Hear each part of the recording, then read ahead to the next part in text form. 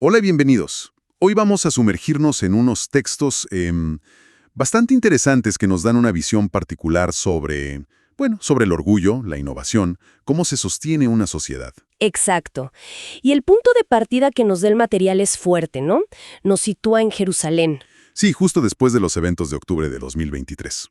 Describe una atmósfera cargada, mucha historia ahí. Claro, la ciudad de David, la ciudad de Jesús, dice el texto. Y además, la tensión del conflicto, las divisiones políticas que ya había. Pero, y esto es lo llamativo que señala, a pesar de todo eso, la vida sigue. Mercados llenos, gente en la calle de noche. Una vitalidad que contrasta, ¿sí? Como una muestra de resiliencia, digamos. Y esa imagen nos sirve como puente para lo que vamos a explorar hoy. Que son estas figuras que propone el texto. Los leones, los guerreros y los tejedores. Un modelo para entender cómo funciona una civilización, según esta perspectiva. Nuestra idea es justamente esa, desgranar qué significa cada uno, cómo se relacionan, usando los ejemplos que da el autor. Ejemplos históricos, actuales, incluso personales. Vamos a tratar de entender la lógica detrás de esta estructura. Suena muy interesante. Pues, arranquemos con los leones. ¿Quiénes son exactamente en este esquema? Bueno, los leones vendrían a ser los innovadores, la gente que crea, que arriesga para generar algo nuevo. Una empresa, tecnología, arte. Ajá, los que construyan valor. El texto los diferencia mucho de los carroñeros, ¿no? Sí, totalmente. Los carroñeros serían los que extraen o destruyen, pero no aportan. El león es el creador, el que toma la iniciativa. Entiendo. Y hay una idea fuerte ahí sobre la riqueza, que no viene tanto de tener recursos, Exacto. sino de la capacidad de innovar con esos recursos. Pone un ejemplo histórico que es, bueno, muy potente. El de Mansa Musa. Ese mismo, el emperador de Malí, siglo XIV. Quizás el tipo más rico de la historia, tenía una cantidad de oro impresionante. Se dice que en su viaje a la Meca repartió tanto oro que causó inflación por años. Imagínate, una fortuna basada puramente en un recurso natural. Pero, ¿cuál es el punto del texto? Que a pesar de todo ese oro, su calidad de vida no se compara con la nuestra hoy. Para nada. No tenía antibióticos, ni viajes rápidos, ni siquiera un baño moderno. Todo el oro del mundo no le compraba lo que la innovación sí nos ha dado después. Es darle la vuelta completamente a la idea de riqueza. Es que la innovación transforma las cosas de raíz. Como el otro ejemplo que menciona. El de la arena. Exacto. Arena, sílice, algo súper abundante, sin valor aparente por sí mismo. Pero la procesás y tenés microchips, la base de todo lo digital. De nuevo, la innovación creando valor casi de la nada. Y ese camino de innovar, bueno, no es fácil. El texto insiste mucho en esto. En el fracaso como parte del proceso, ¿verdad? ¿Sí? Los leones entienden, o deberían entender, que fallar es parte del juego. No es algo a evitar a toda costa, sino una fuente de aprendizaje. Tiene lógica. Menciona gente como Elon Musk, Thomas Edison, gente famosa por trabajar horas y horas, superar obstáculos. Y cita a Jim Collins, de Good to Great. Las empresas excelentes, dice Collins, se culpan a sí mismas de los fracasos. Buscan qué corregir adentro, no le echan la culpa a la mala suerte. Es una mentalidad, como Henry Ford, que tuvo 2 compañías fallidas antes de la Ford Motor Company. Tal cual. El texto usa el dicho, el fracaso es la madre del éxito. No es nuevo, pero lo aplica esta figura del león. Esta idea del león tenaz se conecta con el espíritu pionero. Así lo plantea el autor, sí. Cita a un historiador, David McCullough, sobre los pioneros americanos que no iban solo por dinero, sino por mejorar la vida, por avanzar. También menciona a Tocqueville, a Ayn Rand, distintas visiones que apuntan a la iniciativa individual como motor. Sí, perspectivas que, según el texto, resaltan esa conexión entre libertad, producción y, bueno, prosperidad. Y para que no quede en abstracto, el autor cuenta su propia experiencia fundando The Daily Wire. Correcto. Cuenta cómo él y Jeremy Boring se fueron de Breitbart. No conseguían financiación fácil, pero se lanzaron igual, sin un plan perfecto, pero con convicción. Asumiendo el riesgo. Mentalidad de león en la práctica. Y les fue bien eventualmente. Es un ejemplo de identificar la oportunidad, enfrentar la incertidumbre y seguir adelante. Ok, entonces el león es claro. Crea, arriesga, persevera. Pero, ¿basta con eso para una sociedad, según esta visión? No, definitivamente no. Lo que crean los leones es valioso, sí, pero también frágil. Hay que protegerlo. Y ahí entra el segundo personaje. El guerrero. Pero no habla solo de soldados profesionales, ¿o sí? No exclusivamente. El ideal que rescata el texto, asociado a la tradición occidental, es más bien el del ciudadano soldado. O sea, la persona común dispuesta a defender su comunidad, su modo de vida, se hace falta. Exactamente. Se apoya en Victor Davis Hanson, que aparentemente destaca eso como algo propio de Occidente. La guerra ligada al civismo, a los derechos individuales. Como una responsabilidad cívica más. El texto lo enmarca así, y da ejemplos históricos. Pericles llamando a defender Atenas, Lincoln hablando a sus regimientos, Patton antes del día D. Lenguaje de defensa cívica a lo largo de la historia. Todos apelando, desde esta óptica, a un deber que va más allá de lo puramente militar. Es defender un proyecto común. Ahora, esta figura del guerrero implica una visión, no sé, romántica de la guerra. Yo diría que todo lo contrario. El tono es bastante crudo, muy realista. Sí, presenta la guerra como algo terrible, pero a veces necesario para preservar valores. Critica el pacifismo si no hay fuerza detrás. Hay citas muy directas. Una atribuida a Golda Meir sobre la paz en Oriente Medio. Y la de Sherman, ¿no?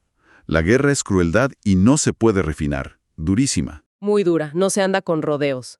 Y añade otra idea, de Jeffrey Blaney, que muchas guerras empiezan porque un bando se vuelve demasiado optimista, cree que va a ganar fácil.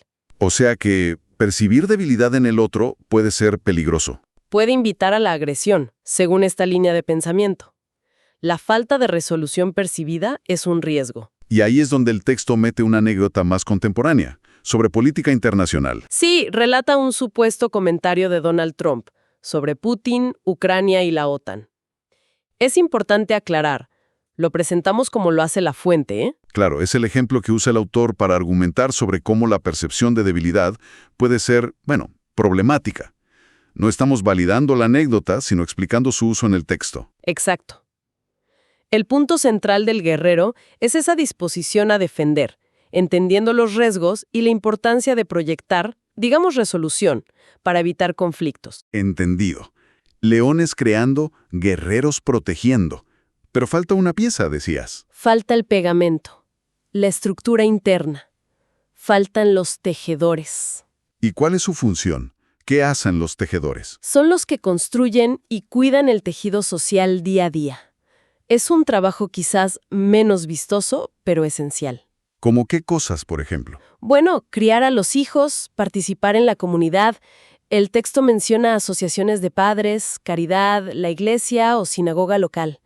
Son los que mantienen las instituciones, las tradiciones, los que transmiten valores. Los que hacen que la comunidad funcione cotidianamente. Exacto. Los que se preocupan por los demás. Pon un ejemplo curioso. Pagar el obituario de un vecino en el diario local. Es un símbolo de ese cuidado mutuo. Y se les asocia con virtudes como la prudencia. Sí, prudencia como sabiduría práctica. Y misericordia, pero una misericordia equilibrada con la justicia. No es un sentimentalismo vacío. El texto profundiza en eso. Sí, conecta con tradiciones filosóficas y religiosas.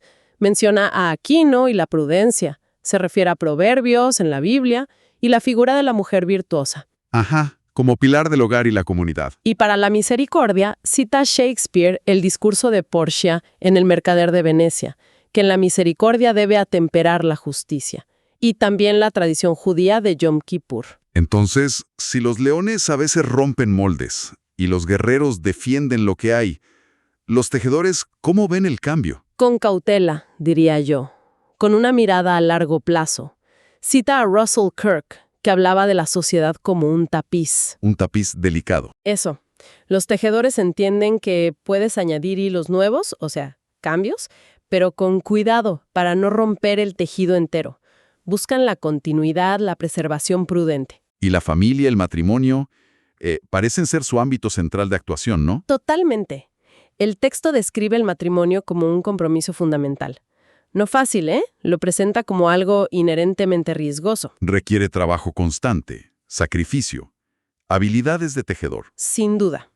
Y crear hijos, igual, una inversión a largo plazo, un acto de fe en el futuro, lleno de incertidumbres, pero clave para la sociedad. Es una visión muy aterrizada de estas instituciones. Y de nuevo, lo ilustra con un ejemplo personal. Sí, describe a su esposa como un modelo de tejedora. Habla de su carrera como médica, pero sobre todo de su rol en la comunidad, en la escuela, la sinagoga, el hogar, la que cohesiona. Bien, ya perfilamos a los tres. Leones, guerreros, tejedores. Pero la clave, imagino, es cómo se relacionan entre sí. No son categorías aisladas. Para nada. Ese es el punto central del argumento del texto fuente. Son interdependientes. Se necesitan los tres para que una civilización funcione y dure. Necesitas la innovación del león La protección del guerrero. y la cohesión y el cuidado del tejedor. Exacto. Son como las tres patas de un banco. Si falla una, se cae todo. Es un sistema. Y dentro de esa idea de sistema, de conexión, también habla de la pertenencia, de que no empezamos de cero. Sí, usa el ejemplo del Brit Milá judío, la circuncisión. Lo interpreta más allá de lo religioso, como un símbolo de entrar en un pacto, en una historia, en una red de obligaciones que ya existían antes de nosotros. Que nacemos ya dentro de una comunidad, con una herencia. Esta es la idea. No somos individuos flotando en el vacío. Estamos insertos en algo. Y eso se ve muy claro en la otra anécdota que cuenta, la de la familia en Florida. Ah, sí, la del diagnóstico de cáncer cerebral. Es muy conmovedora. Describe cómo la comunidad reacciona al instante. Amigos, vecinos, se movilizan para ayudar con todo. Comidas, cuidar a los chicos, acompañar. Es un ejemplo clarísimo de los tejedores en acción. Muestra que la fuerza de una sociedad está mucho en esos lazos, en esa red construida desde abajo. Impactante, ¿sí? Ilustra eso de que la sociedad se construye de abajo hacia arriba. Individuo, familia, comunidad local. Y esa es una de las ideas fuertes del Éxodo. Hasta una civilización que necesita y valora a los leones, ambiciosos, orgullosos, requiere que estén arraigados en comunidades fuertes. Sin esa base tejida con cuidado, la estructura es frágil. Bueno, hemos hecho un recorrido interesante por estas tres figuras que nos presenta el material. Los leones, con su empuje innovador, su toma de riesgos, su aprendizaje del fracaso. Los guerreros, con esa disposición a la defensa, entendida como responsabilidad cívica, con una visión realista de los conflictos y la necesidad de fortaleza. Y los tejedores, fundamentales para la cohesión social, trabajando desde la familia, la comunidad, manteniendo tradiciones con prudencia y misericordia, con ejemplos que iban de Jerusalén a Silicon Valley. Y la gran idea que subyace es la interconexión, ¿no? Que se necesitan mutuamente. Ninguno es suficiente por sí solo para que la civilización, digamos, prospere. Me quedo pensando en algo que parece unir a las tres figuras, la idea del riesgo y del compromiso. Es verdad, el león arriesga en sus empresas. El matrimonio se presenta como un compromiso vital, riesgoso. Criar hijos, una apuesta al futuro. El guerrero arriesga el pellejo. Es un tema recurrente en los fragmentos, sí. Como si el texto sugiriera que, para construir algo que valga la pena, sea personal o colectivo, hay que estar dispuesto a asumir ciertos riesgos y a comprometerse de verdad. A salir de la zona de confort, podríamos decir. A aceptar la incertidumbre como parte del paquete. Y eso nos deja una última reflexión, quizás un poco provocadora, basada en esta lectura. Si el material sugiere que esta disposición al riesgo y al compromiso es tan central, ¿qué pasa si como cultura empezamos a valorar demasiado la seguridad, la comodidad inmediata, el evitar cualquier tipo de riesgo o compromiso fuerte? Es una buena pregunta para cerrar. ¿Qué implicaciones tiene eso para el futuro? Si olvidamos o devaluamos esa capacidad de arriesgar en la creación, en las relaciones, en la defensa de principios, ¿qué tipo de sociedad estamos construyendo? ¿Podemos sostener algo valioso sin esa dosis de riesgo y compromiso que el texto parece considerar esencial?